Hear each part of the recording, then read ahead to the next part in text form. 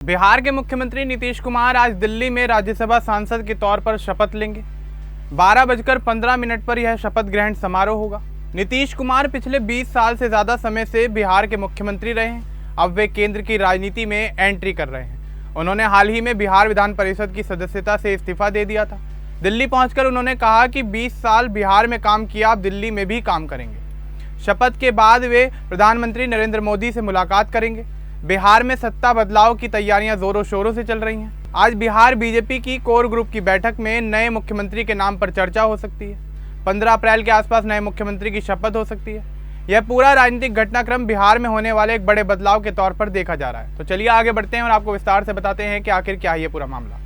दरअसल ये पूरा मामला मार्च 2026 से शुरू हुआ। 5 मार्च 2026 को नीतीश कुमार ने राज्यसभा चुनाव के लिए नामांकन दाखिल किया। उन्होंने कहा कि उन्होंने हमेशा बिहार विधानसभा, विधान परिषद, लोकसभा और राज्यसभा सभी जगहों में काम करने की इच्छा रखी थी।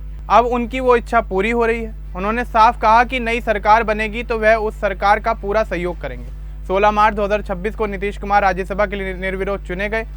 उसके बाद नियम के मुताबिक उन्हें 14 दिनों के अंदर बिहार विधान परिषद की सदस्यता छोड़नी थी। 30 मार्च 2026 को उन्होंने बिहार विधान परिषद से इस्तीफा दे दिया।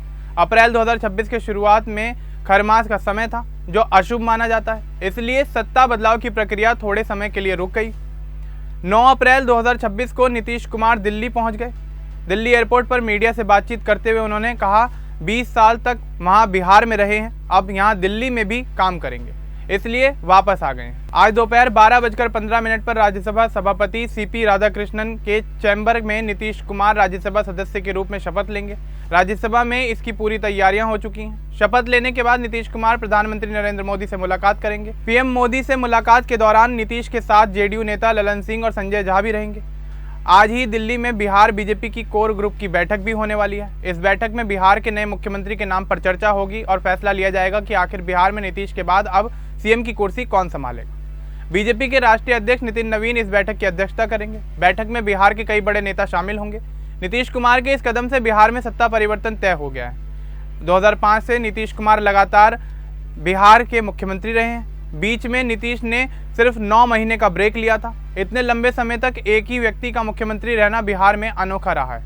अब वे केंद्र में राज्यसभा सांसद के रूप में काम करेंगे। बिहार के मंत्री विजय चौधरी ने कहा कि पूरा एनडीए, जिसमें बीजेपी और उसके सहयोगी दल शामिल हैं, नीतीश कुमार के शासन मॉडल को आगे बढ़ाने के लिए एकजुट है। उन्होंने कहा कि नई सरकार भी विकास और अच्छे शासन पर ध्यान देगी।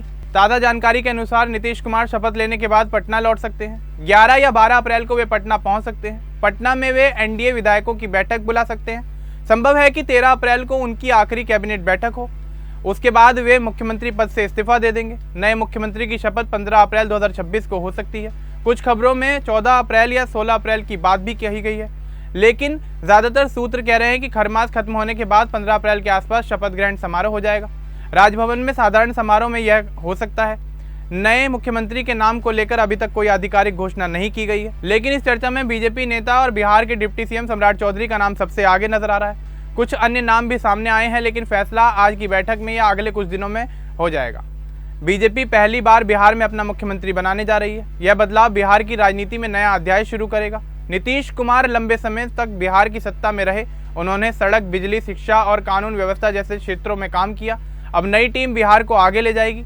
नीतीश कुमार ने कहा है कि नई सरकार को उनका पूरा सहयोग मिलेगा। फिलहाल नीतीश कुमार दिल्ली में है। शपथ समारोह दोपहर में होगा। बीजेपी की कोर ग्रुप की बैठक भी आज शाम को होनी है। पूरी प्रक्रिया एनडीए के अंदर सौहार्दपूर्ण तरीके से चल रही है। कोई विवाद की खबर सामने नहीं आई है। नीतीश कुमार की इस यात्रा से साफ है कि वे अब राष्ट्रीय स्तर पर सक्रिय रहेंगे। वे पटना में भी अपना राजनीतिक आधार बनाए रखेंगे और संसद सत्रों के दौरान दिल्ली आएंगे। बिहार के लोगों के लिए यह बदलाव काफ़ी महत्वपूर्ण माना जा रहा है। पिछले 20 साल में नीतीश कुमार की सरकार ने कई योजनाएं चलाई हैं। अब नई सरकार उन योजनाओं को आगे बढ़ाएगी या नई योजनाएं लाएगी। कुल मिलाकर आज का यह दिन बिहार की राजनीति के लिए काफ़ी यादगार है। नीतीश कुमार राज्यसभा सदस्य बन रहे हैं और बिहार को नया मुख्यमंत्री मिलने वाला है। पूरा मामला मार्च से शुरू होकर आज शपथ ग्रहण समारोह तक पहुंच गया है। अगले कुछ दिनों में नए सीएम के नाम का ऐलान और शपथ की तारीख तय हो जाएगी। नीतीश कुमार ने हमेशा कहा है कि वे बिहार के विकास के लिए काम करते रहे हैं। अब दिल्ली में रहकर भी वे बिहार के मुद्दों पर आवाज़ उठा सकेंगे। एनडीए गठबंधन मजबूत है और सभी दल मिलकर काम करेंगे। आम लोग इस बदलाव को देख रहे हैं और उम्मीद कर रहे हैं कि बिहार का विकास जारी रहेगा। अब इस पूरे मामले को लेकर आपका क्या कुछ कहना है हमें कमेंट बॉक्स में जरूर बताएं। बाकी इस तरह की और अपडेट्स के लिए हमारे चैनल को सब्सक्राइब करना ना भूलें। धन्यवाद।